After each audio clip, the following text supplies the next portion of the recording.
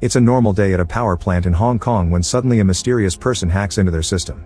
The cooling machine is shut down and soon the heat causes a big explosion. Hundreds of workers are killed or severely wounded and people within a 10-kilometer radius are evacuated. Meanwhile, in a prison in the USA, hacker Nick is handcuffed and taken out of his cell. The cops find a hidden device among his things and discover all of the criminals on Nick's block have recently received some money in their accounts, so they think Nick did it. He immediately denies it, so he's put in solitary confinement, where he exercises to keep himself busy. In China, Captain Dai explains to the government that the power plant was hacked using a remote access tool or RAT. This was possible because the plant's systems are very old and lack security.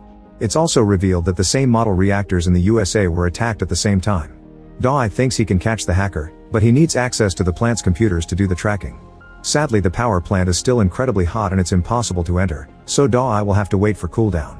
Dai asks the FBI for help and Agent Carol has to convince her boss that working with China is a good idea. Eventually Dai gets the code from the hacker attack on the American plant, but he doesn't have the knowledge to crack it. He decides to recruit his sister Lene, who is a network engineer.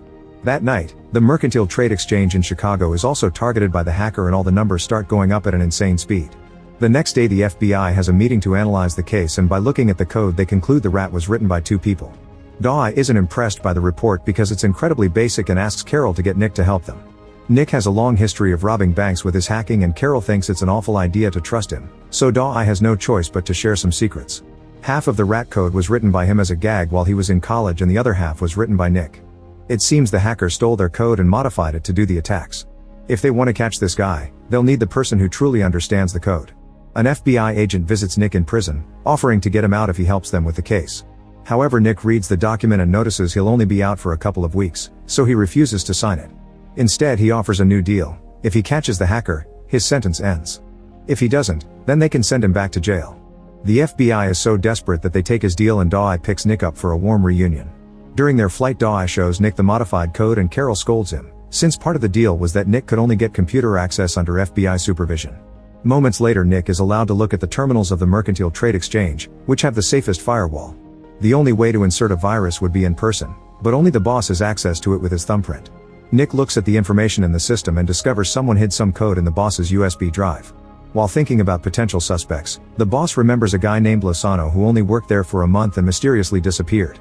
Later, Nick and the siblings analyze the code and notice unfinished lines. They concluded the hacker needed money fast, so he attacked the soy market to fill his account and now he can spend his time finishing the code.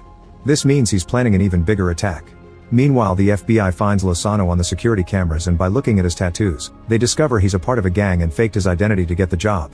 Sending a bunch of agents to see him would look suspicious, so Nick and Lene volunteer to do the talking, although Nick is given an ankle bracelet monitor to keep him from running away. The duo enters Lozano's apartment only to find him dead with a needle in his arm. Nick and Lene check Lozano's computers and find powerful devices that encrypt all his data and keep him anonymous with no IP address, which the hacker must have set up for him.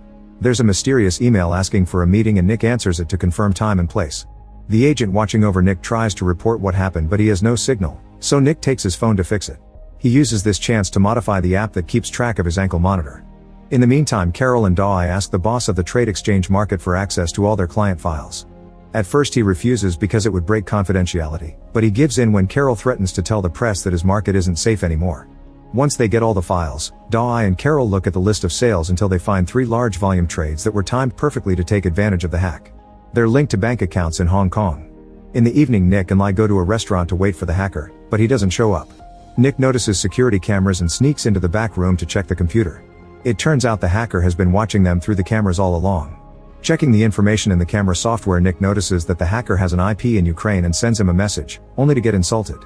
A furious Nick returns to the main room and tells Lene they should leave, but at that moment a bunch of thugs enter the restaurant and ask them who they are. Without a word, Nick starts fighting them using any object he can grab, including the furniture. He manages to bring most of the group down, and when the last one comes for him with a knife, he breaks a bottle to counterattack. And easily wins the fight. Afterward, Nick calls Dai to warn him that the email had been bait and now the hacker knows they're on him. Dai announces they'll travel to China in the morning to follow the bank accounts, so Nick and Lene spend the rest of the night getting naughty. The next day the group arrives at the power plant, where they're still rescuing victims of the explosion.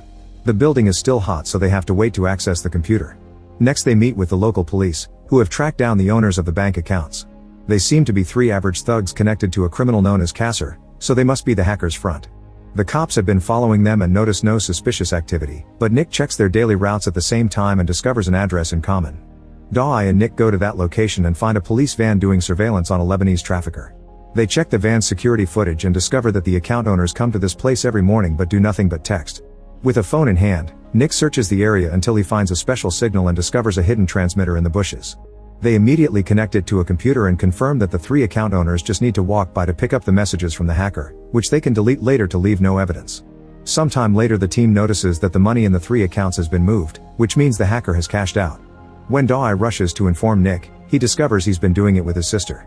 The team leaves on a helicopter to go after Kasser, and during the ride, Dai tells Nick to reconsider his relationship with Lean since there's a chance he may go back to jail. By the time they make it to the location, the team discovers the surveillance officers have been killed. They burst into the building and search every room, but it appears Kasser and his thugs are gone. There's a hidden passage in the floor, so the team descends to continue their search. Suddenly the criminals open fire to start killing agents, who immediately shoot back. Kasser is there too and he grabs an agent to use him as a shield. He shoots a few more incoming men before stabbing his hostage in the neck. Once Kasser and his men leave the tunnel they get ready to blow it up, but the other half of the team is already waiting at the exit and they open fire. While the thugs shoot back at them, Kasser activates the explosives, which make the tunnel crumble and kill all the agents inside. Without this backup, the team at the exit is overwhelmed and more agents die during the shootout. They have no choice but to stay hidden behind some containers, which gives the criminals the opening to escape on a boat. As they sail away, Kasser is angry to notice one of his men is dying. That night Kasser picks up a special package from traffickers on a big ship before returning to the mainland. In the meantime Dai is informed that the temperature at the plant has lowered enough for them to go in without instantly dying. It's still pretty hot though, so they have to protect themselves with hazmat suits and work fast. When they enter the computer room, they can see that there are still bodies around. One of the agents collapses under the heat, so Nick tells Dai to take him out while he finishes the job. He breaks an emergency cabinet to get an axe and hits the servers, only for the resulting vibrations to cause some parts of the ceiling to fall. Nick just keeps going until he opens the server and retrieves a hard drive. Then Nick and Dai carry the sick agent out together. After the emergency team lowers the drive's temperature, they connect it to a computer and find fragments of the malware, but it's too corrupted to get any useful information. Nick remembers that the government got his info back after he tried to delete it when they arrested him, and Carol admits they have a software called Black Widow that could do the job. She asks her boss for permission, but he refuses to lend it to China or a criminal hacker. Since the software has remote login, Nick volunteers to hack into the government system to use it anyway. Carol is so desperate that she agrees, and the whole team except Lean leaves the room so they can deny knowing about this if it goes wrong. Nick sends Carol's boss a fake email asking him to change his password, and his malware detects the new one, allowing him to access Black Widow. The team goes to catch dinner, unaware that someone is following them and putting something under their car. By the time they come back, Nick has the hacker's IP address. It turns out his home server is in Indonesia, but Nick can't crack it because it's hosted by a company exclusive for hackers, which means it's bulletproof. Their only option is to go there in person and get the actual physical drives. Carol won't get any favors after she asked for Black Widow, so Dai promises to talk to his superiors to get them visas and badges that work in Indonesia. Sometime later Lean manages to get into the hosting company's accounting records and notices some payments to a software that rents satellite time. The hacker has bought high-resolution shots of the coast of Malaysia. Meanwhile, the Chinese government tells Dai that the FBI has informed them about Nick hacking into confidential software and they want him back in jail. Dai tries to point out that without Nick they wouldn't have found the hacker, but his bosses don't listen. The rest of the team gets to go to Indonesia, but Nick must be sent to the USA. In the morning Dai warns Lean with a text, so she and Nick immediately sneak out. Carol gets a call from her boss to scold her for what happened, and she tries to explain her hands were tied, but she still gets orders to hand Nick over. When she goes to his room, he's already gone. They realize Nick modified the agent's monitor app and quickly fix it to get his current location. Dai secretly meets with Nick to tell him that the Americans think China has Black Widow because of him, so he asks him to run and promises they'll meet later in Indonesia. Lean wants to come too, but Nick thinks it's too dangerous, so they argue until she leaves them alone. While Carol and another agent try to follow the bracelet signal, Lean moves ahead and waits for Nick and Dai at the airport. Nick has a serious conversation with her until she understands she can't date a fugitive. Their conversation is interrupted when the car suddenly explodes behind them, instantly killing Dai. Kasser and his men are nearby and open fire, so Nick has to hold a grieving Lean to keep her hidden. At that moment Carol and her agent arrive to join the shootout and they manage to kill a couple of thugs, however they are quickly shot down as well.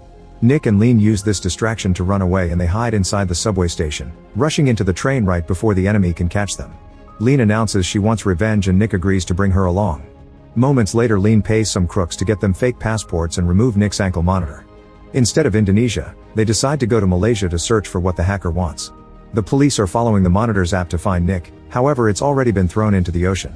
By bribing the owner of a private plane, Lean and Nick manage to fly to Malaysia. They follow the coordinates from the satellite shot but the area appears to be empty. Suddenly they notice some stairs hiding among the rocks and they climb them to find a hatch on top. They check inside to discover all the machines that keep the local dam running. The water pump model is the same as the power plants, so Nick deduces that the hacker wants to sabotage the dam to destroy the tin mines and make a fortune by buying tin options. The previous attacks had only been practiced to refine the code. Sometime later the duo makes it to Indonesia and buys a bunch of tools that they set up with their computers in their room. Next Nick gets in a car on top of a parking lot and pushes a van off the roof to make it fall on the hosting company's building, causing great damage. Soon the area is filled with cops and emergency services. While everyone is distracted by the chaos, Nick sneaks in and connects his computer to the server to download some files and codes. All this is taken back to the room, where he and Lean check the information to confirm that the hacker has a third version of the rat and is indeed targeting the dam. They also get his real account information. The next day Lean goes to the bank and tells the receptionist that she has a presentation with the manager, but she accidentally spilled coffee on her notes. He agrees to print her a new copy and connects her USB drive, which allows Nick to hack into the bank system and transfer all of the hacker's money to his own account. Then he sends the hacker a warning message with a phone number. Eventually they get a call from Kasser, however Nick demands to talk to the hacker and hangs up. The phone rings again and this time it's Sadak, who is the real hacker and Kasser's boss. Nick pretends he wants to team up with Sadak and they agree to meet. Expecting things to get dangerous, Lean brings a bunch of stuff from the store and Nick creates some improvised protection for his body. He also hides some tools for self-defense. Nick asks Sadak to only bring Kasser, however he shows up with all his men. Lean sees it from afar and warns Nick, who calls Sadak to change locations. In the evening, they go to the local festival, but Sadak brings his men again. They hide in the crowd and push dancers away if necessary. Nick tries to surprise Kasser from behind but the man turns around and threatens him with his gun. When Kasser gets close enough to pat him, Nick moves quickly to grab his head and stab him with a screwdriver. Then Nick grabs Kasser's gun and approaches Sadak, but before he can shoot, Sadak's men open fire. The crowd panics while Nick fires back, getting hit a few times but also killing both thugs in return. Sadak has a knife and tries to attack Nick, but the blade gets stuck in his hood. A fight ensues and Nick manages to break Sadak's arm, creating an opening that allows him to repeatedly stab Sadak until he falls dead. Afterward Nick runs to reunite with Lean, who takes him back to the car. Thanks to the improvised protection Nick's wounds aren't deadly and Lean quickly patches him up. The next day the couple leaves Indonesia and starts a new life using Sadak's money. Make sure to subscribe and turn on notifications so you can watch more videos like this. Thanks for watching.